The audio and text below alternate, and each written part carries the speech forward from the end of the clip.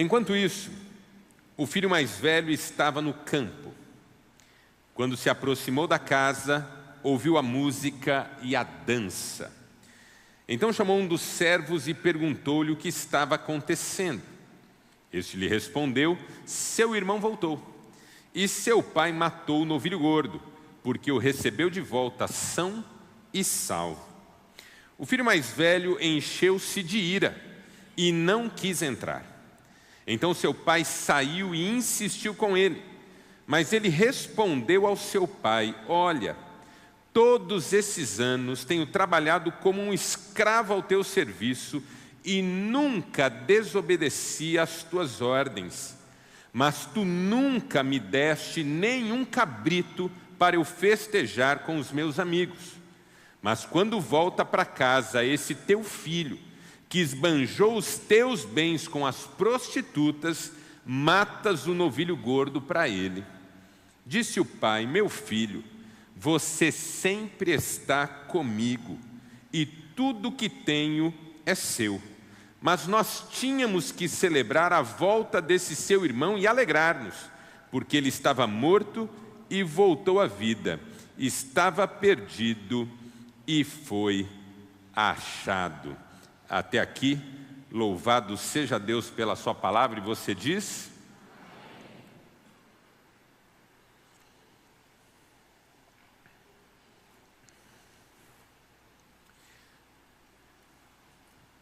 Você que é da minha geração, talvez uma ou duas gerações mais antigas, 3 talvez, como é o caso do pastor Jonatas, deve se lembrar de um comercial de shampoo, cujo nome era Denorex. Fui fundo e longe agora, hein? E que tinha um slogan que dizia: parece, mas não é. Parece, mas não é. E aí a palavra, a marca Denorex, acabou virando uma espécie de rótulo, de apelido, de modo de nos referirmos a tudo aquilo que parece, mas não é. Então me lembro de um pregador que falava do cristão Denorex. Parece, mas não é. A família Denorex. Parece, mas não é. A empresa Denorex. Parece, mas não é. Engana. Passa uma imagem que não condiz com a realidade. Uma coisa é aquilo que é dado para os outros verem, enxergarem, repararem. Outra coisa é a verdade da vida. Uma pessoa Denorex é uma pessoa que está dividida em 2 frentes diferentes. Aquela que é construída e sustentada para ser apresentada, e aquela que é a realidade de fato, contra a qual muitas vezes a pessoa luta em segredo, que muitas vezes ela sustenta e alimenta nos bastidores da vida. De certo modo, todos nós somos um pouco assim, ainda que bem intencionados, ainda que desejosos de sermos pessoas melhores. Todos nós temos uma vida que é vivida para o outro e outra vida que é mais nossa.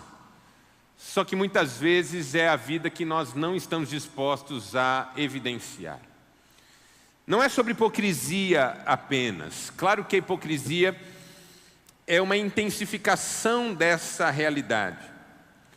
Mas é sobre o quanto nós nos sentimos inseguros se imaginarmos que as pessoas possam saber quem de fato nós somos na intimidade da nossa existência. Eu gosto de uma frase do psicoterapeuta Carl Rogers, que dizia que toda pessoa se sente mais insegura, se sente que deixou cair algo de sua carapaça com a qual enfrentava o mundo. E o temor dessa pessoa é que ela já não seja mais aceita nem amada sendo quem ela é, por não corresponder mais às expectativas, demandas e exigências dos outros. Às vezes, o que eu mostro a meu respeito e que não confere tanto com a realidade do meu ser, tem a ver com isso, com o temor, com o pavor, com o horror de eu não ser aceito, de eu não ser amado, de eu não ser bem-vindo, de eu não ser reconhecido, de eu não ser valorizado por aqueles a quem eu valorizo, a quem eu amo, a quem eu quero bem. Só que sustentar essas duas vidas é muito pesado. E ninguém consegue fazer isso sem uma alta disposição de energia mental, sem um grande prejuízo até de sua sanidade emocional. É muito ruim quando você simplesmente não pode ser você, mas tem que ser aquilo que os outros esperam, tem que ser aquilo que os outros cobram, demandam. E nós nem estamos falando de Deus, porque quando estamos falando de Deus, isso é uma maravilha. Querer ser quem Deus quer que eu seja não é um atentado contra mim. Pelo contrário, é a vitória de quem eu sou sobre tudo aquilo que faz com que eu não seja. Mas o outro é o problema. Quando todos os meus esforços têm a ver com esse outro, que pode me abandonar, que pode me desprezar, que pode me diminuir. Coisas que Deus não faz. Por isso que a Bíblia o tempo inteiro insiste que o amor de Deus é incondicional. Que o amor de Deus é imensurável. Que o amor de Deus é eterno. Que Deus é amor. Porque aí a primeira grande consequência dessa verdade sobre Deus é que eu não preciso fingir diante dele. Isso não quer dizer que eu não precise melhorar diante dele, que eu não precise crescer diante dele, que eu não preciso me santificar diante dele, mas que eu não preciso fingir diante dele, até porque ele sabe quem eu sou por trás das máscaras, por trás da armadura, por trás de toda a encenação. Parecer, mas não ser, adoece. Porque ou cedo ou tarde a gente acredita na mentira, ou cedo ou tarde a gente começa a não conseguir mais sustentar a mentira. Por que é que eu estou falando sobre isso? Porque isso é um jeito de a gente tentar entender o filho mais velho da parábola do pai amoroso, ou como nós a conhecemos melhor, a parábola do filho pródigo. Porque o filho pródigo é o filho que é quem não devia ser. O filho mais velho é o filho que parece ser o que não é. E quando você começa a entrar na narrativa sobre ele, você começa a perceber as razões pelas quais nós podemos dizer que ele parece, mas não é. Porque há algo na conduta dele, há algo na atitude dele, há algo no posicionamento dele que não faz jus, não está correto, não encaixa. Por exemplo, o modo como ele parece precavido, parece ponderado, parece cuidadoso, mas na verdade é um vitimista tímido. Diga, parece, diga, ponderação, mas é vitimismo. Ele está no campo, volta para casa, e quando chega em casa, ouve música. Gente, com todo respeito, você chega na sua casa e está tendo uma festa, o que você faz? Entra. Gente, meu pai está dando uma festa, estou com uma fome, deve ter coisa boa lá, meu pai costuma caprichar nas festas dele.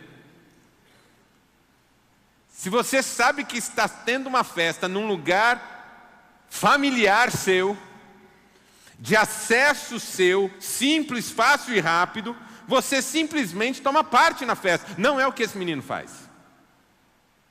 Diz o texto que quando ele ouve o barulho da música e da dança, ele chama um funcionário para fazer a pergunta mais sem cabimento da história. O que é que está acontecendo? A resposta é uma só: festa. Mas é como se ele já estivesse prevendo o que estava acontecendo. É como se ele já estivesse sabendo do que se tratava. Quando o funcionário diz, teu irmão voltou, ele não quer mais entrar. Porque se confirmaram as piores expectativas dele. Essa festa é porque o meu irmão voltou. Uma coisa sobre o vitimista é que ele tem uma alta habilidade para mensurar, cuidar e até mesmo dissimular os seus movimentos. Ele não entra num lugar onde ele sente que possa ficar exposto ou exposta. Ele faz movimentos intermitentes, muito cuidadosos, cautelosos, lentos até. Se ele chega num lugar que ele desconhece, ele fica ao fundo, senta num canto. Se alguém o chama, ele não quer atender. É como se o tempo todo ele estivesse dizendo, me deixe quieto aqui. Por que eu estou dizendo que isso é vitimismo e não apenas timidez?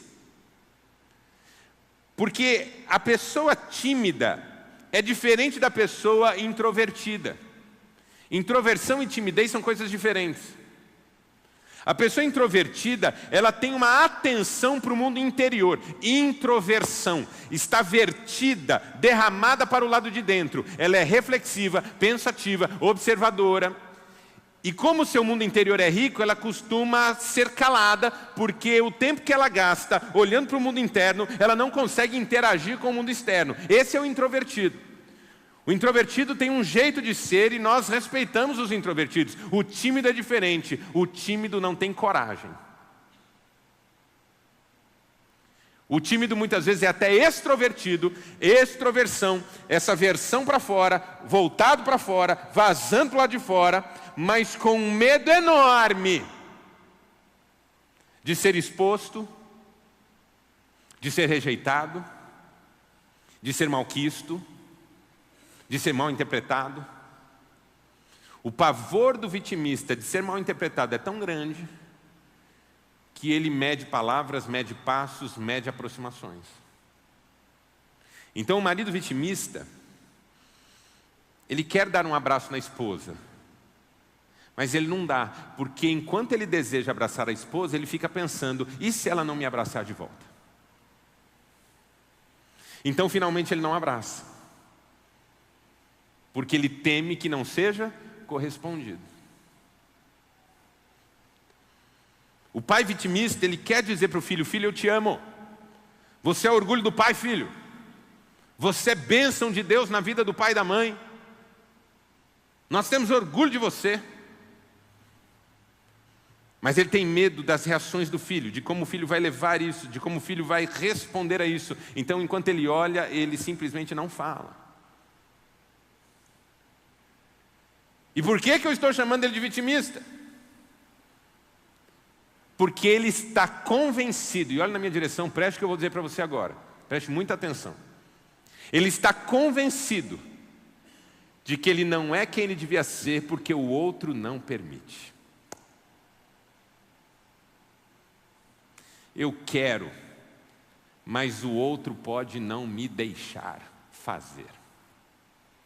Eu desejo, mas o outro pode não me ajudar. Eu até que queria, e aí o vitimista é o rei de dizer eu queria, que é a expressão que a gente usa para esconder uma verdade inconveniente sobre o não querer. Toda vez que alguém diz eu queria, ela está escondendo o eu não quero, que a consome por dentro.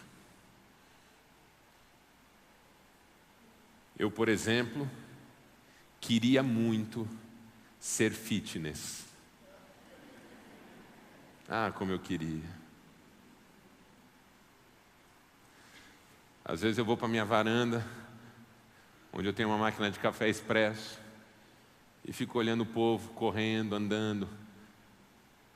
6 horas da manhã tem gente que já começa a fazer isso. 7 horas da manhã. No frio, na chuva. É terrível. Não consigo entender. Aí eu passo um café expresso para mim. Pego minha xicrinha na mão, fico olhando pela janela e pensando, ô Senhor, eu queria tanto estar lá.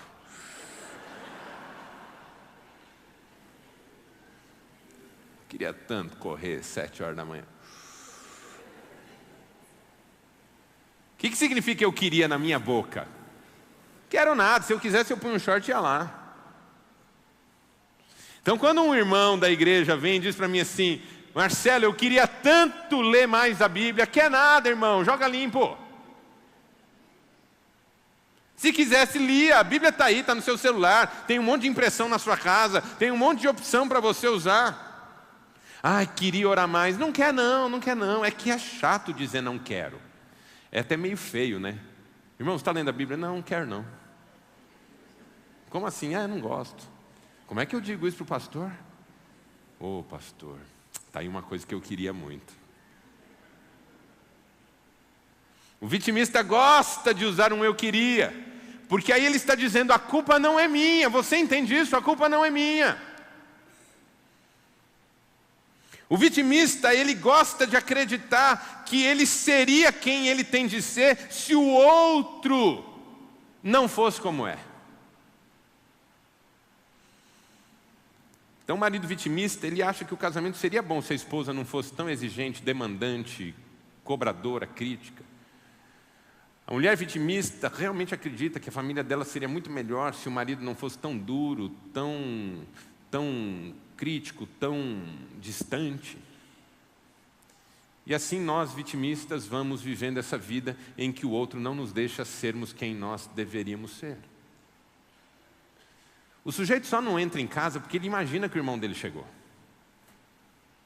Porque não há razão nenhuma para você chegar em casa, está tendo uma festa e você não entrar. É a sua casa, a festa é sua. Gente, é a sua igreja. Você pode ajudar. Pastor, essa é a minha igreja, deixa eu te ajudar. Não, estou aqui há 10 anos, nunca me chamaram para nada. Ô vitimista terrível. Que no fundo não está afim. Mas não pode dizer nunca ajudei porque não estou afim. Tem que dizer nunca fui chamado. Porque a culpa disso é do outro. Essa igreja é sua. E uma coisa que eu digo há muitos anos, no reino de Deus, a gente não espera convite para servir. No reino de Deus, a gente vai lá e serve. No reino de Deus, a gente diz, eis-me aqui. Isso é reino de Deus. Agora, no reino dos vitimistas, ninguém fala comigo, ninguém me chama, ninguém me pede nada, eu entro e saio, ninguém me cumprimenta. Só que o vitimista não percebe que ele começa a alimentar um desejo de que isso se mantenha. E como no discurso dele, o pastor não conversa com ele, os líderes não conversam com ele, à medida em que ele vai chegando na igreja, ele se coloca estrategicamente para que isso se perpetue. É como se ele tivesse um counter instalado, dizendo assim, mais um dia que me tratam como me tratam. Só que ele não percebe que ele está fazendo tudo para que seja tratado desse modo. Então ele fica em posição de resguardo, a fim de que ele possa sair e depois dizer, está vendo? O que adianta eu ficar indo lá? Ninguém fala comigo mesmo. Quando um paciente meu fala para mim assim, Marcelo, ninguém falou comigo lá onde eu fui, ninguém na minha família, eu pergunto, e por que você não faz o que você deseja que seja feito pelo outro?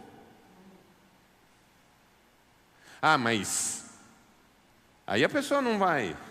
E se ela não gostar? Eu falei, mas o que ela tem que gostar? É você que quer. Ah, eu quero falar com o pastor, eu vou lá falar com ele. Ô pastor, posso falar com você 2 minutos? Ô irmão, estou meio corrido. Ah, mas então marca um horário para mim aí. Eu que quero. Eu desejo. Mas não. Estou contando aqui mentalmente. Mais um culto que o pastor não vem me cumprimentar aqui no meu lugar. Onde você estava sentado? Na galeria. Escondido atrás de uns 5 irmãos grandes.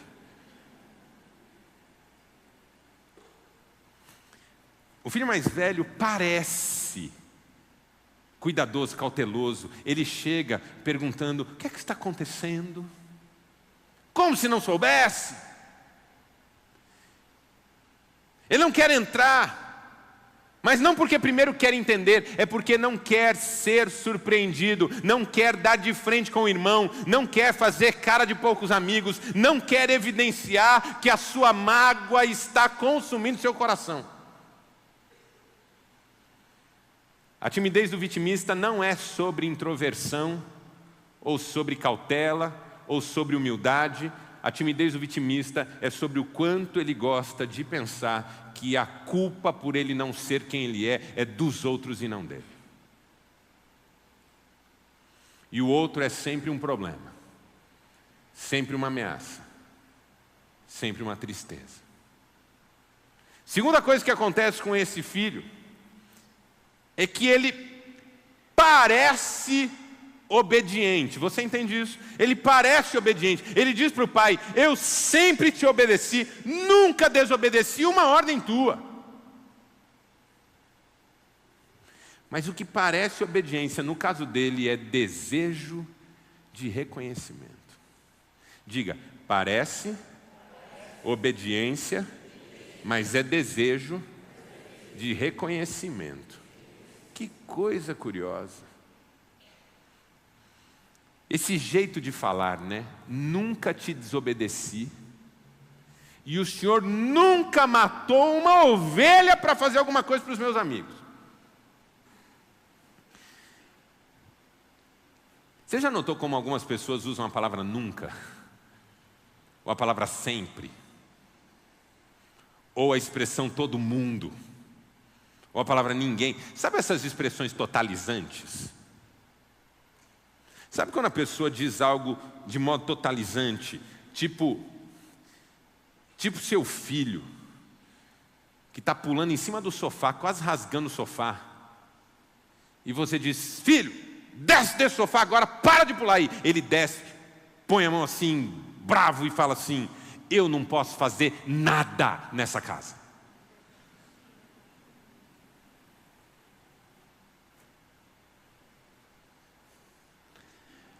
Ele pode brincar de carrinho, ele pode jogar bola no quintal, ele pode fazer um monte de coisa, ele só não pode pular no sofá.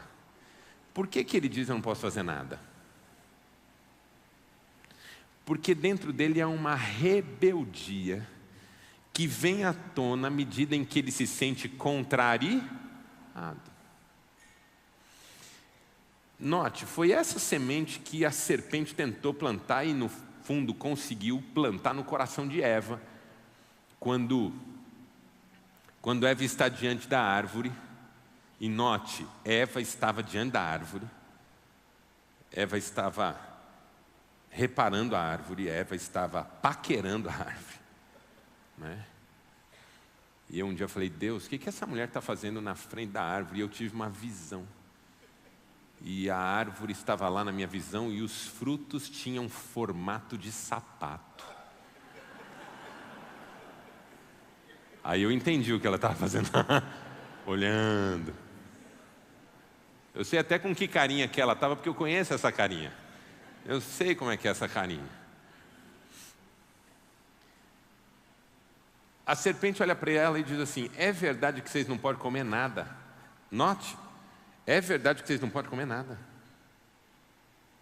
Por que a serpente fala isso? Porque é um jeito de semear a rebeldia. Se eu não posso fazer uma coisa que eu quero, é como se eu não pudesse fazer nada. Eu não posso fazer nada do que eu quero, porque eu não posso fazer uma coisa que eu quero. é o que o seu filho entende quando você manda ele descer do sofá. Que ele não pode fazer nada porque ele não pode fazer isso. Quando esse jovem diz, nunca desobedeci, o Senhor nunca, ele está deixando toda a rebeldia dele vir à tona. E ele está fazendo uma confissão que nem ele percebe, que ele não obedece voluntariamente, que ele não obedece por prazer, que ele não obedece por convicção, ele obedece por desejo de reconhecimento. E a sensação dele de que não está sendo reconhecido está tão intensa que ele joga isso contra o pai como uma agressão. O Senhor é injusto. O Senhor não valoriza. Eu fico aqui que nem um condenado. Gente, o vitimista ele faz isso. É só ele ter uma oportunidade, ele puxa a lista das coisas que ele faz por todos e ao mesmo tempo a lista daquilo que ninguém devolve para ele e começa a jogar em rosto. Que nem um marido que eu atendi uma vez, vitimista toda a vida. E ele falou, minha mulher não me valoriza não. Minha mulher não me dá uma palavra boa, Marcelo. Minha mulher só fala mal de mim. Minha mulher só quer ver meu mal. Minha mulher é uma ladra de alegria. Eu não posso estar bem que ela vem para me enfermizar. Pensa numa pessoa que só me põe para baixo. E eu, enquanto ele falava, pensando, gente do céu, Satanás teve uma filha e o cara casou com ela.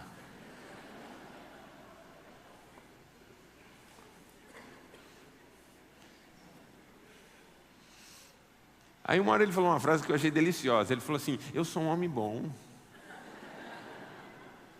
Marcelo, porque a minha vida é de casa para o trabalho, do trabalho para casa. Eu falei, você queria ir para onde, irmão? Gente, vamos dar um Oscar para esse homem que sai de casa, vai para o trabalho, sai do trabalho, vai para... Espetáculo de homem! Assim é o vitimista, ele tem listas. Tudo que ele faz por todo mundo e tudo que ninguém faz por ele. Esse jovem parece obediente, mas no fundo ele está contabilizando obediência em seu favor, para poder depois jogar em rosto e dizer, não valeu a pena. Não valeu a pena. Isso é tão forte no coração humano que aparece no coração de Pedro. Quando aquele jovem rico vai embora, porque era dono de muitos bens e Jesus mandou ele vender tudo. E aí Jesus diz para os discípulos, como é difícil um rico entrar no reino de Deus. Os discípulos dizem, mas nós deixamos tudo para te seguir. Olha a expressão. Nós deixamos tudo para te seguir. E aí, vai valer a pena? E Jesus diz, olha, não há ninguém que tendo feito alguma coisa em nome do reino, que não receba 100 vezes mais nessa vida e no porvir. Então assim, não precisa se preocupar se Deus vai ficar te devendo ou não, porque Deus não deve nada para ninguém. Mas é o coração ferido, adoecido, daquele que dá para ficar depois sofrendo com o fato de que não recebe nada em troca. Aí a pessoa diz assim, não que eu queira reconhecimento. E a gente fala em psicanálise que o inconsciente não conhece a negativa. Então esse tipo de frase, não que eu queira, na prática significa quero. Então se a tua sogra vai na tua casa e diz, não que eu queira me meter na sua vida, claro que ela quer. Se não quisesse, não se metia. A pessoa entra e fala assim, não que eu esteja reparando. Está reparando, se não estivesse reparando, não falava nada. Não que eu queira me gabar. Claro que quer, joga limpo logo. Para me gabar um pouquinho, já que essa reunião aqui está um festival de ego, deixa eu falar um pouquinho de mim também. O não é só para deixar a frase politicamente correta. Quero reconhecimento. Estou bravo. Não gostei. Fui trabalhar lá no acampamento, fui trabalhar lá no evento. Ninguém nem para falar meu nome na hora de agradecer. Não que eu queira isso. Mas é uma questão de justiça. Não penso nem em mim, penso nos outros que são mais sensíveis e que podem ficar chateados. Oh, meu Deus, canalha. Eu estou brincando com você porque isso é grave. Isso adoece a gente por dentro. Porque para tudo que a gente faz, falta algo da espontaneidade, da alegria até. Eu obedeço a Deus porque é bom obedecer a Deus. Eu obedeço a Deus porque o maior beneficiado de obedecer a Deus sou eu. Eu obedeço a Deus no meu casamento porque o meu casamento fica feliz quando eu obedeço a Deus no meu casamento. E quando o meu casamento está feliz, eu estou feliz. Eu obedeço a Deus com as minhas finanças porque quando eu obedeço a Deus com as minhas finanças, Deus abençoa as minhas finanças e eu fico feliz. Eu não tenho a tristeza de obedecer, porque a obediência ela é mais em benefício meu do que de qualquer... Qual que é o benefício que Deus tem com a minha obediência, irmãos? Qual que é? O que agrega a Deus eu obedecer a Deus? Que vantagem Deus tem na minha obediência? Diga para mim, que vantagem Deus tem na minha obediência?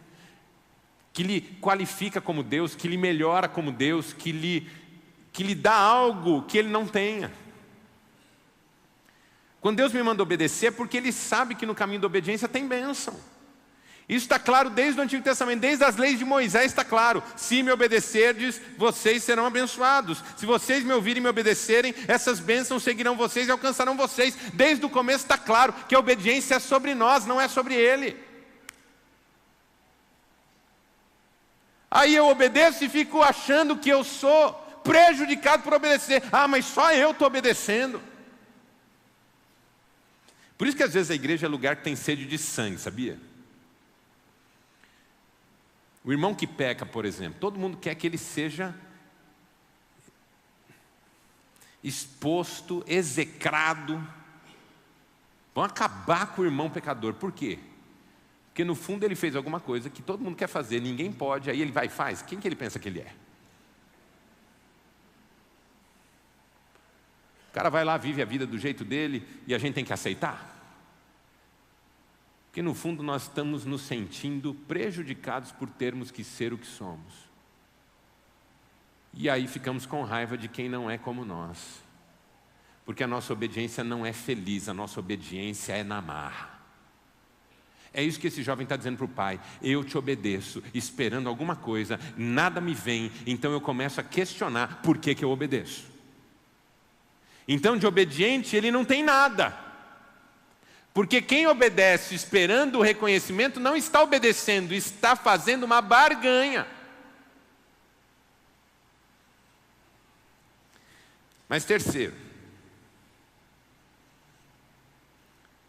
quando o pai vai falar com ele sobre o filho que voltou, ele diz assim: agora o Senhor mata o novilho cevado para esse teu filho é espetacular, né? Esse teu filho me fez lembrar minha mãe, porque a minha mãe, quando eu fui orador da turma do prézinho, ela virou para a pessoa que estava do lado dela na arquibancada e falou assim: é meu filho. Quando meu irmão fez o gol do título no campeonato da escola, a minha mãe pôs a mão assim no vizinho da arquibancada e disse: é meu filho. Mas o dia que na igreja eu e meus irmãos passávamos por baixo dos bancos e derrubamos as pessoas que estavam sentadas, a minha mãe pôs a mão no colo do meu pai e falou: ó, teu filho ali, ó.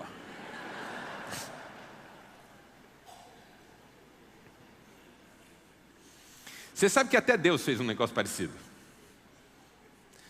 Deus está lá com Moisés no monte, essa história é espetacular.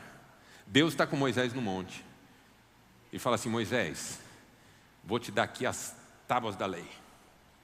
Vá dizer para o meu povo que eu o tirei do Egito, da casa da servidão, do faraó.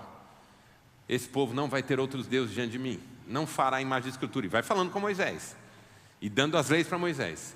Enquanto isso, o povo constrói um bezerro de ouro. O mesmo Deus que estava falando para Moisés: meu povo, que eu tirei da terra da escravidão, da terra do Egito, olha para Moisés e fala assim: Moisés, desce, porque o teu povo, que tu tiraste do Egito, fez um bezerro. Ou seja, Deus é igual a minha mãe. Esse teu filho, o irmão diz. Ele não diz meu irmão. Ele diz esse teu filho.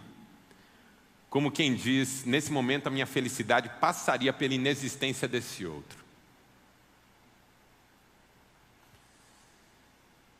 Ele diz, esse teu filho gastou todos os teus bens com prostitutas. Veja, parece moralidade, mas é ressentimento raivoso. Diga, parece moralidade, mas é ressentimento raivoso. Eu tenho preocupação com gente muito moralista. Não porque eu não tenha moralidade, eu tenho muita moralidade. Mas porque eu acho que por trás de todo moralista existe uma pessoa cheia de ódio no coração. Ela não está lutando pelo que é certo, ela está lutando contra aqueles que ela acha errado. Moralistas não têm atitudes de amor. Quando Jesus cura um paralítico num dia de sábado, o paralítico pega o leito dele e vai para casa. E diz o texto bíblico que no caminho ele é abordado por alguns religiosos que lhe perguntam: hoje é sábado, por que você está carregando o teu leito? Aí o paralítico responde, o ex-paralítico, né? Responde: o homem que me curou me mandou carregar o leito.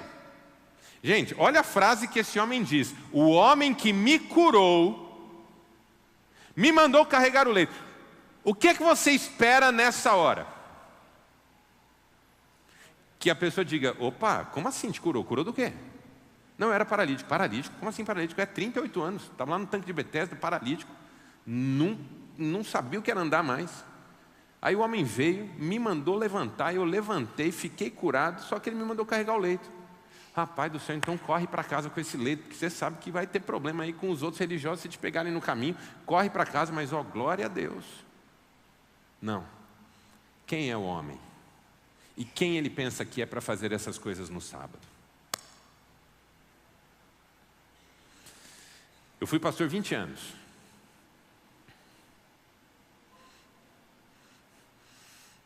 Às vezes eu me entristecia porque eu era abordado por uma irmãzinha no final do culto que falou assim: pastor, tem que falar de roupa nessa igreja. Tem umas meninas aí que estão vindo com umas roupas que não dá não.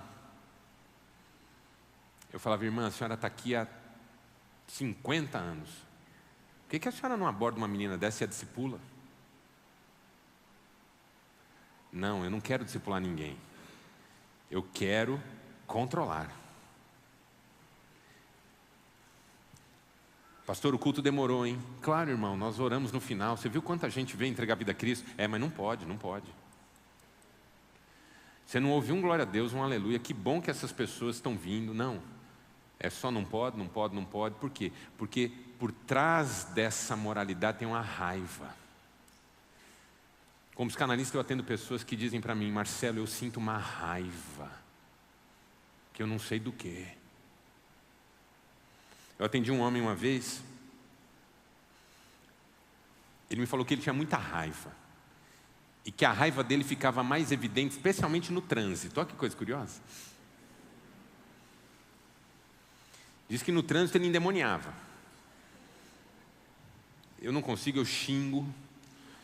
Se o cara parar, eu paro também. Se ele descer, eu desço. E é para matar ou morrer. E eu falei: o que te incomoda no trânsito? Ele falou: tudo. Eu falei: tudo o quê? Me dá uns exemplos. Ele falou: me incomoda, por exemplo, a pessoa entrar na minha frente sem dar seta. Eu meto a mão na buzina. Gente andando devagar na minha frente, eu quero passar por cima. Tudo bem que é chato mesmo. À medida que ele foi falando, eu fui percebendo que no padrão da fala dele, o que o irritava no trânsito estava aquele que está na minha frente. Perguntei para ele: você tem irmãos? Ele falou: tenho. Quantos? Um. Mais velho ou mais novo? Eu já sabia a resposta. Mais velho, ele disse. Eu disse para ele, sempre na sua frente, não é? Ele é o paparicado da mamãe? Ele falou, é. E é o orgulho do pai? É. E para piorar, o irmão era aqueles cara meio genial, sabe assim? Você tem irmão genial? É um inferno ter irmão genial. Todo mundo bate palma. Aí você vai tentar fazer do seu jeito e fica idiota.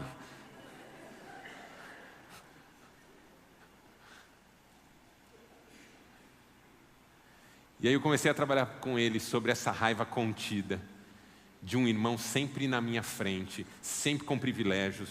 Quando chegou a época da faculdade, como o irmão era brilhante, os pais tentaram dar o melhor estudo para ele. Mas aí quando chegou a vez desse meu paciente de estudar, não havia recursos. Vamos deixar o teu irmão terminar primeiro. Então cada vez que alguém entrava na frente dele no trânsito, era uma rememoração de todas essas ultrapassagens que o irmão sempre fez.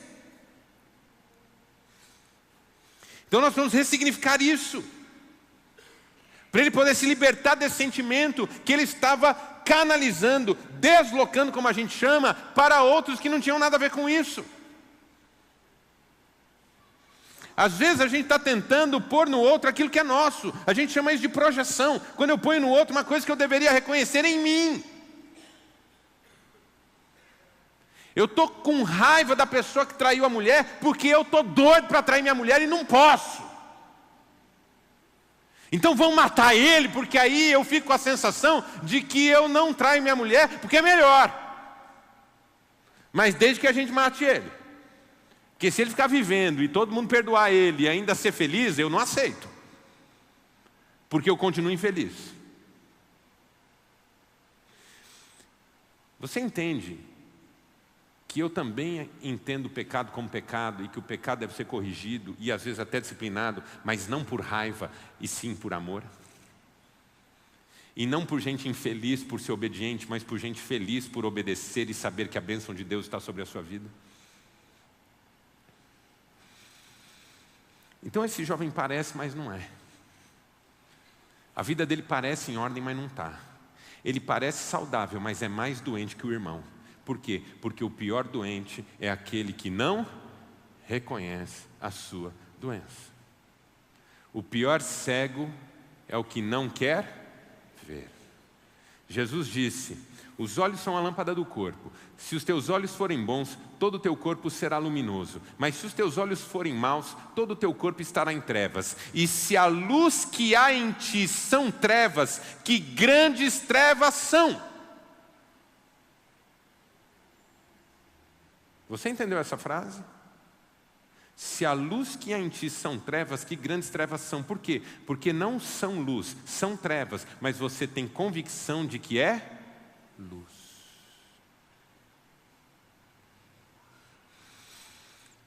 Aí o pai faz uma fala com o filho, que é a fala de Deus para o nosso coração nessa noite. E a fala do pai tem 3 questões que a gente precisa entender rapidinho aqui. Primeira, filho, tudo o que eu tenho é teu. Sabe o que esse pai está dizendo para esse filho? Filho, você ainda não entendeu quem você é. Primeiro desafio para a gente não adoecer dos nossos maus sentimentos. Compreender, diga, compreender quem eu sou. Meu Deus. Olha o que esse pai está dizendo para esse filho. Filho, tudo que eu tenho é teu. Você está nesse lugar vitimista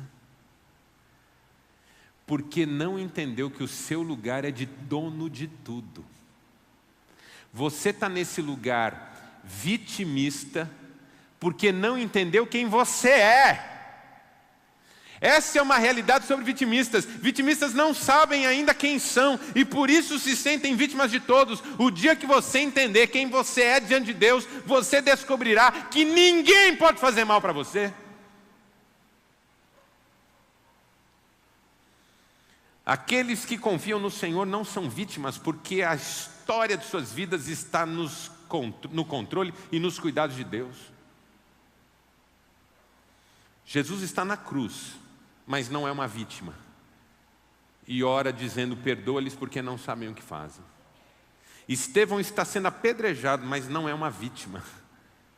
E ainda diz, perdoa-lhes porque não sabem o que fazem. José foi vendido pelos irmãos e foi parar na terra do Egito e não era uma vítima. E diz para os seus irmãos, não foram vocês que me mandaram para cá, foi Deus que me enviou adiante de vocês para proporcionar ao mundo um livramento. Meus irmãos amados, o dia que nós entendemos quem nós somos diante de Deus, nós não nos sentimos mais vítimas, porque em Deus nós somos mais que vencedores.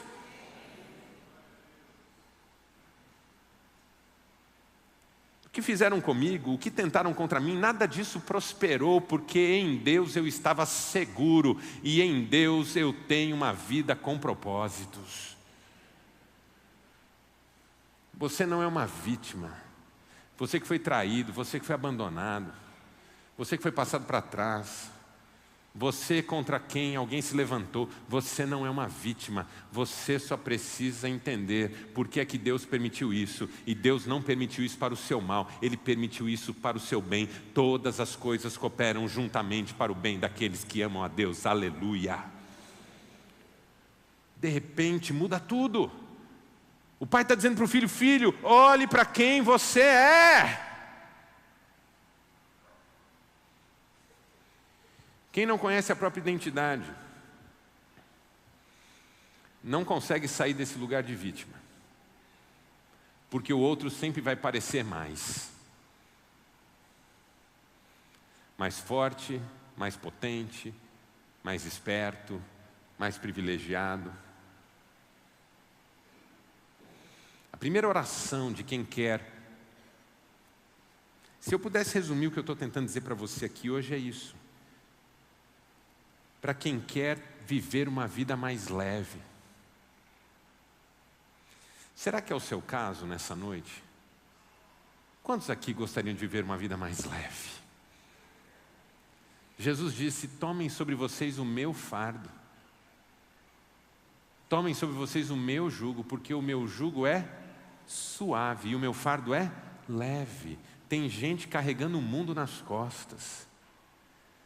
Gente cansada, adoecida, desanimada, querendo jogar tudo para o alto. O fardo de Jesus é leve. Se você quer viver uma vida mais leve, a primeira questão que Deus está tratando com você nessa noite é: descubra em mim quem você é. Quem você é. Em mim, é Deus dizendo. Em mim você é filho, em mim você é salvo, em mim você é escolhido, em mim você é abençoado com toda a sorte de bênçãos espirituais nas regiões celestes. Em mim você é protegido, em mim você é conhecido pelo seu nome, em mim você está seguro, em mim você tem promessas. Pare de se fazer de vítima. O vitimismo deixa a vida pesada porque o outro é sempre alguém que está acabando comigo. Na leveza dos filhos de Deus, nós estamos em paz conosco, porque sabemos que a nossa vida está segura nas mãos daquele que nos amou desde a fundação do mundo. Se o que me ameaça me matar, eu vou para a presença dele. Se o que me ameaça me deixar viver, eu vou dar testemunho na igreja. Eu nunca perco, você entende isso? Eu nunca perco. Se o bandido põe o revólver no meu rosto para me matar, eu não sou a vítima dessa cena, porque se ele puxar o gatilho, eu abro meus olhos na presença do Cordeiro. Se ele não puxar o gatilho, domingo eu estou dando testemunho. Quando você compreende quem você é, você para de se sentir o que não é. E para de ter que parecer o que não é. Porque quem sabe quem é, sabe que é aceito como é. Não precisa usar máscaras. Uma das coisas lindas da gente ser quem é diante de Deus é que as máscaras se tornam desnecessárias. Usar máscara é quente, é pesado, machuca o rosto, dá problema de pele. Conforme você usa a máscara por muito tempo, ela começa a aderir como se quisesse entrar em uma espécie de simbiose com o seu rosto e você começa a perder algo de si. A coisa mais gostosa do mundo é tirar a máscara, é como tirar o sapato depois de um dia andando, trabalhando e poder relaxar. Olha que coisa boa você poder ser você diante de Deus. Chegar nos lugares de peito aberto, sem ocultações de toda ordem. É difícil uma vida que você tem que ficar ocultando tudo. Tem que ocultar seu movimento, tem que ocultar sua intenção, tem que ocultar sua vontade, tem que ocultar sua verdade, tem que ocultar por quê? Porque tem que agradar todo mundo. Quando o apóstolo Pedro entendeu que ele não precisava agradar todo mundo, ele saiu daquele lugar em que ele nega Jesus 3 vezes por causa do outro e vai para aquele lugar em que ele diz: importa obedecer a Deus e não a homens. O mesmo cara que disse: eu não conheço Jesus, para uma mulher servente de uma casa. Olha o nível que chega essa neurose de ter que agradar todo mundo. Uma desconhecida que não significa ameaça nenhuma, diz para ele: você era um deles, e ele diz: não. Mas agora ele está diante do sinédrio, das autoridades, de gente que está dizendo: a gente pode matar você. E ele fala: vejam vocês mesmo o que é mais interessante e conveniente, se é obedecer a Deus ou a homens. É o mesmo cara, sem máscaras, sem medo de ser quem é, sem medo de assumir a verdade sobre si, entendeu? Segunda coisa que esse pai diz para esse filho: filho, esse teu irmão estava morto e reviveu. Filho, você precisa ressignificar esse teu irmão, porque esse teu irmão não é um problema para você, esse teu irmão é um problema para ele.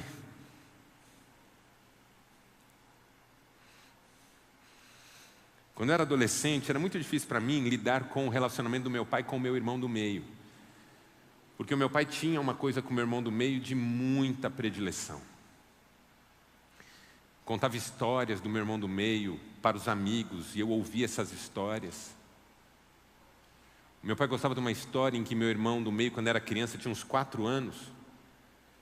Meu pai e um amigo dele estavam tentando colocar um órgão eletrônico numa Paraty. Lembra do órgão eletrônico? Jonatas lembra, com certeza. Lembra do...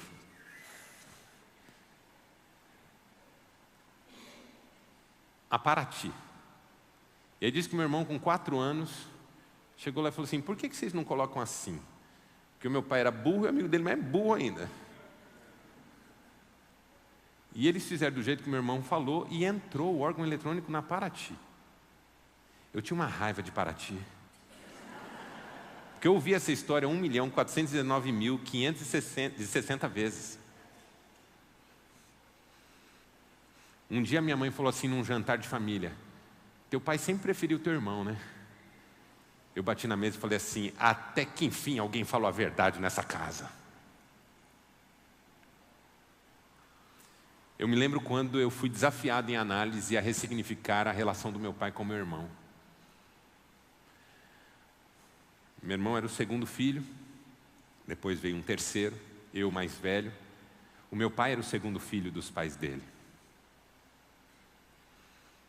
E um dia o meu pai viu meu irmão sofrer algo. E quando meu pai viu meu irmão sofrer isso, ele se identificou com meu irmão na hora, porque ele tinha sofrido a mesma coisa na sua infância. Então ele impôs a si mesmo o desafio de super proteger o meu irmão, porque para ele inconscientemente, e eu demorei para entender essa verdade do inconsciente, inconscientemente protegendo meu irmão, ele estava protegendo a si mesmo numa época anterior em que ele não teve proteção de quem ele queria que lhe protegesse. Quando eu entendi isso, eu entendi como me fez bem, e olha o que eu vou dizer agora, como me fez bem o meu pai canalizar toda a sua carência afetiva para o meu irmão e me deixar viver. Eu me tornei muito mais autônomo, muito mais independente, muito mais autodidata, muito mais estudioso, muito mais relacional, muito mais cheio de habilidades relacionais. Me tornei muito habilidoso em várias áreas da vida. Por quê? Porque eu estava sempre tentando suprir essa lacuna que meu pai deixava. Quando eu ressignifiquei isso, eu fui para a casa dos meus pais, eu já era casado, para dar um abraço no meu pai e agradecê-lo pelo pai que ele foi na minha vida. Parei de me sentir uma vítima dele. Parei de invejar a condição do meu irmão. E comecei a me alegrar por ser eu mesmo. E comecei a me alegrar com o meu irmão, que hoje é, sem sombra de dúvida, das pessoas com quem eu mais tenho prazer de estar junto. Depois da minha esposa, obviamente. E empatado com alguns amigos queridos. Por quê? Porque o outro nunca foi o problema, entende isso? O problema sempre fui eu. Quando eu ressignifiquei o outro, mudou tudo. Então o que Deus quer que você faça para viver uma vida mais leve? Diga, ressignificar o outro. Parar de fazer desse outro o seu pesadelo. Parar de fazer desse outro o seu algoz. A vítima é ele muitas vezes. Por que que Jesus diz, perdoai-lhes porque não sabem o que fazem? Porque Jesus estava vendo que as vítimas eram eles e não ele próprio. Estevão a mesma coisa, as vítimas eram eles e não ele próprio. José a mesma coisa, as vítimas eram os irmãos e não ele próprio. Vão e digam para o meu pai, Deus me fez Senhor de toda a terra do Egito. Quem que é a vítima aqui? Ressignificar esse outro que te rejeitou, que pulou fora do barco. Eu disse para um cliente meu esses dias, não fique chateado por esse outro ter pulado fora do barco. Às vezes o barco só continua a navegação porque o outro pulou fora. O barco em que Jonas estava não continuaria se Jonas continuasse. Ah, no pior momento da minha vida me abandonou. Graças a Deus. Podia servir para afundar meu barco ainda mais. E eu não estou falando isso para você pensar em termos de ressentimento, é para você pensar em termos de livramento. Não é aquele ainda bem, porque eu não preciso de gente ressentida, mas parecendo que está forte. É aquele graças a Deus, porque eu sei que foi do jeito que Deus queria que tivesse sido. E por último, a última coisa que o pai fala para o filho, que Deus quer que você entenda, para viver uma vida mais leve, é que tem hora que a gente só precisa se dar o direito de celebrar a vida. Diga, celebrar a vida. Filho, essa festa só vai ser do seu irmão se você quiser. Se você quiser que seja sua, ela vai ser sua também. É só você entrar. Eu tenho conhecido pessoas na minha clínica que não estão autorizadas a se alegrar na vida, sabia disso? Eu tenho conhecido pessoas que quando vencem, se sentem mal. O Dr. Sigmund Freud escreveu um texto clássico em que ele fala das pessoas que triunfam quando fracassam e fracassam quando triunfam. É gente que não se dá o direito da alegria, do prazer, do desfrutar. É gente que nunca leu Eclesiastes. Tem cristão que nunca leu Eclesiastes, porque o Eclesiastes é constrangedor. O Eclesiastes manda a gente desfrutar a vida. O Eclesiastes é sobre o Deus que nos manda alegrarmos-nos, comer bem, desfrutar da companhia de quem a gente ama e ama a gente, ser feliz. Tem crente que não pode ser feliz, tem que ser triste, tem que ficar carrancudo, tem que armar confusão, o tempo todo pondo a confusão interna do lado de fora. Estava falando esses dias de uma cena da mulher que carrega grandes frustrações e feridas dentro do peito. O mundo interior dela é um mundo em ebulição. E às vezes ela precisa pôr essa ebulição para fora, para vincular essa angústia a algum tipo de objeto concreto. Então ela está na cozinha lavando uma louça, e o coração dela está a 1000 por hora, o mundo interior dela está pegando fogo. Ela sai na porta da cozinha e olha a sala, está lá o marido, deitadão no sofá, esparramado, meio dormindo, meio acordado, só de zorba, aquela cena bonita, com o bebê no colo, o bebê dormindo no peito dele, o outro filho no tapete, brincando com o caminhãozinho, na televisão, um jogo do Corinthians. E aí ela olha aquilo e fala, não, está muito pacífico isso aqui. Eu preciso acabar com tudo. Eu vou dizer uma frase bombástica. Aí ela põe a cabecinha para fora da cozinha e diz assim, é fácil para vocês, né? Enquanto eu faço tudo sozinha. Veja, ela não consegue pedir, porque o vitimista, o neurótico e às vezes até o narcisista, eles têm essa mania. Quanto mais grave a sintomatologia de uma pessoa, mais fica essa mania. Ela não diz o que ela quer. Ela demanda sem pedir, ela faz insinuações. A mulher não consegue dizer para o marido, meu bem, vamos fazer uma coisa junto, nós dois? Não.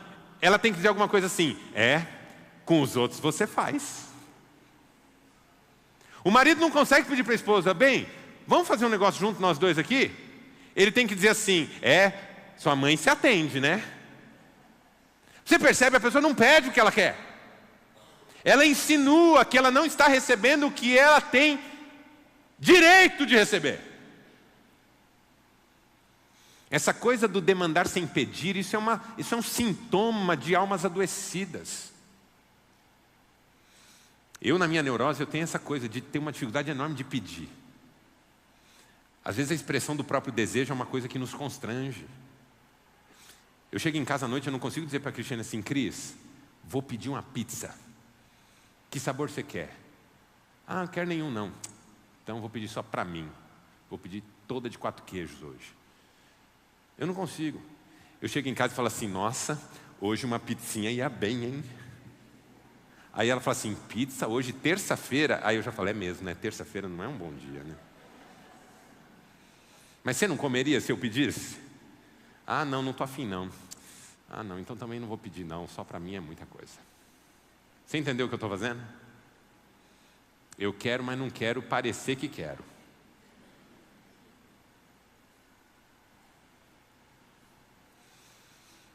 Por que a gente não pede logo o que a gente quer? O marido fala assim, bem, fulano está convidando a gente para sexta-feira, estou pensando, a gente podia ir. A mulher quer dizer assim, não, bem, estou planejando a gente sair só nós dois, estou animada, acho até que vai rolar coisa que faz tempo que você não sabe nem o que é. Não, ela fala assim, se para você é importante estar com seus amigos, pode ir. Você entende o vitimismo como é um câncer? De repente o Eclesiastes vem e diz assim, viva! Celebre a vida! Desfrute! Deus tem te abençoado! Saiba agradecer! Quem celebra não adoece. Emocionalmente, interiormente. Não estou falando de doença física tem outra etiologia. Estou falando de doença da alma. Quem celebra, põe para fora aquilo que está fermentando dentro de si. Quem agradece, produz vida em si mesmo. A reclamação é uma doença degenerativa. A murmuração vai fazendo você ficar cada vez mais confinado em espaços cada vez menores de vida. Aprenda a celebrar, e quando não estiver conseguindo celebrar, aprenda a demandar o seu desejo. A Bíblia diz isso, deleita-te no Senhor, e Ele satisfará o desejo do seu coração. Não é sobre você fazer só o que você quer, é sobre você entender que na destra de Deus há plenitude de alegria, delícias perpetuamente. Irmãos, o que eu estou tentando te dizer é que ser crente é maravilhoso. E eu não consigo entender crente triste. Não aquela tristeza ocasional da notícia difícil, mas a tristeza permanente, contínua. Também não estou falando da doença de depressão, que é outra coisa. Mas estou falando daquela incapacidade de simplesmente reconhecer que Deus tem te abençoado. O que eu quero falar para você sobre uma vida mais leve é que a vida começa a ficar leve quando a gente começa a falar o que sente, falar o que deseja e celebrar o que gosta. Porque nem tudo é ruim na vida. Não tem ninguém aqui para quem a vida seja totalmente ruim. Aquele irmão só precisa entrar na festa. E o triste da parábola é que ela acaba e a gente não sabe se ele entrou na festa. Porque tem gente que não entra. Feche seus olhos por um instante.